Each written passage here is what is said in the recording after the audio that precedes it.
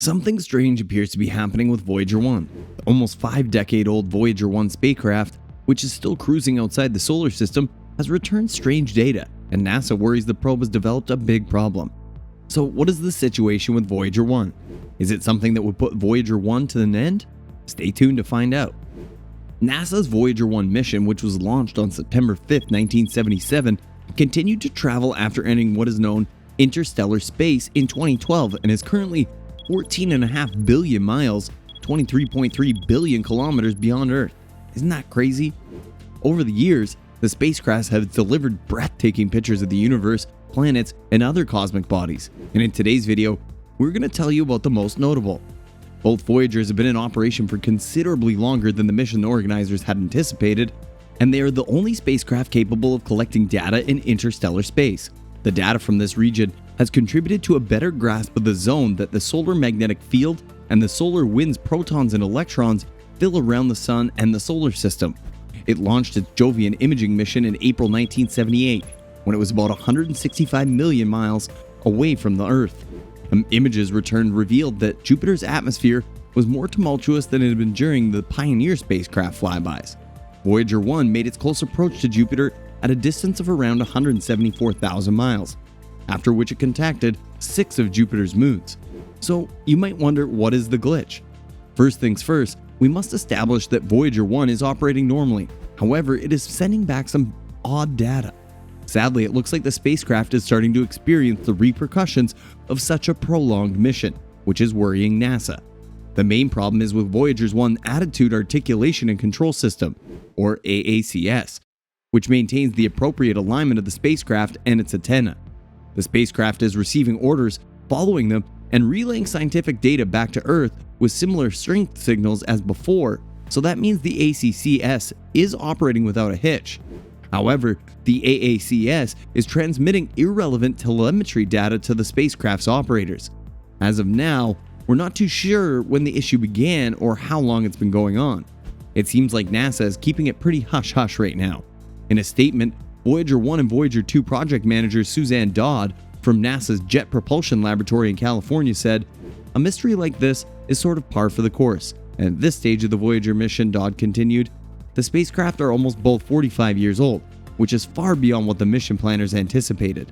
Dodd added, "We're also in interstellar space, a high radiation environment that has no spacecraft flown into before. As previously stated, Voyager 1 maintains a clean channel of communication with Earth, and the issue has not triggered a precautionary safe mode. Safe mode is a condition in which only necessary activities are performed, allowing engineers to detect a problem. The signal from Voyager 1 hasn't degraded either, indicating that the high-gain antenna is still working correctly with respect to Earth. The team will continue to closely analyze the signal to ascertain whether the weird data is coming directly from the AACS or another system involved in the production and transmission of telemetry data. And until the nature of the problem is better understood, the team cannot predict how it will affect future performance or how long we will be able to receive scientific data. According to the agency, Voyager experts will continue to research the problem and strive to either solve it or adapt to it.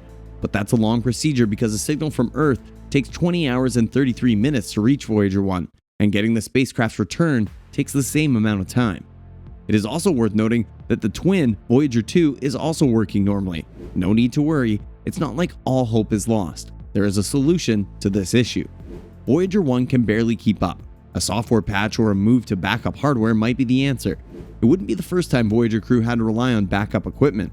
When Voyager 1's primary thrusters began to fail in 2017, engineers moved to another set of thrusters that had been previously utilized during the spacecraft's planetary contacts. Despite having been inactive for 37 years, those thrusters worked well.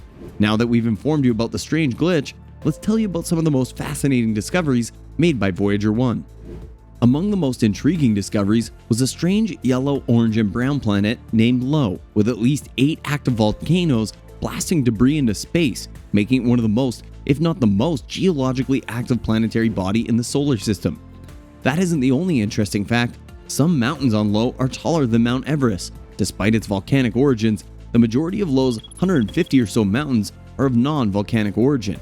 In reality, the highest known non-volcanic peak in the solar system is Bosal Montes, which rises to a height of 17,000 meters on Lo. compared to Mount Everest, which rises to only 8,849 meters. The existence of active volcanoes indicates that the sulfur and oxygen in Jovian space may be a consequence of sulfur dioxide-rich volcanic plumes from low. In addition, the spacecraft identified 2 additional moons, Thebe and Métis. Following the Jupiter flyby, Voyager 1 made its closest approach to Saturn. It was the second spacecraft to visit Saturn. It investigated the planet and its rings, moons, and magnetic field in more depth than Pioneer 11 could. And to say that it achieved all of its objectives is an understatement. It achieved all of its objectives with the exception of a test scheduled for its photopolarimeter, which did not go as expected. Its flyby of Saturn was just as magnificent as the first, and on this flyby, the spacecraft discovered 5 new moons, a ring system with hundreds of rings, a wedge-shaped transient cloud of microscopic particles in the B ring dubbed spokes, a new ring, the G ring, and the Shepherd ring, a satellite on each side of the F ring, and satellites that preserve the rings well defined. The spacecraft imaged Saturn moons Titan, Mimas, Enceladus, Tethys, Dione, and Rhea during its pass. Based on the information obtained, it appeared that all of the moons are mostly made of water and ice. Titan was possibly the most intriguing of all the moons. Image revealed a dense cloud that entirely covered the surface. The most intriguing aspect of this moon is the possibility of ice volcanoes. Titan, apart from Earth, may be the first body in the solar system with liquid on its surface. Furthermore, the abundance of nitrogen, methane, and more complex hydrocarbons suggests that primordial chemical events may occur on Titan. And after the rendezvous with Saturn, Voyager 1 set off on a course to leave the solar system to the north and in the general direction of the Sun's motion relative to neighboring stars. The probe was not guided to Uranus or Neptune due to the unique needs of the Titan flyby. However, its twin was able to conduct its own flyby of Uranus cloud tops, revealing 2 new rings, 11 new moons, and temperatures below 353 degrees Fahrenheit. When the Voyager 2 spacecraft flew by Neptune, it found the Great Dark Spot. But because this video isn't about Voyager 2, let's return to Voyager 1 shenanigans.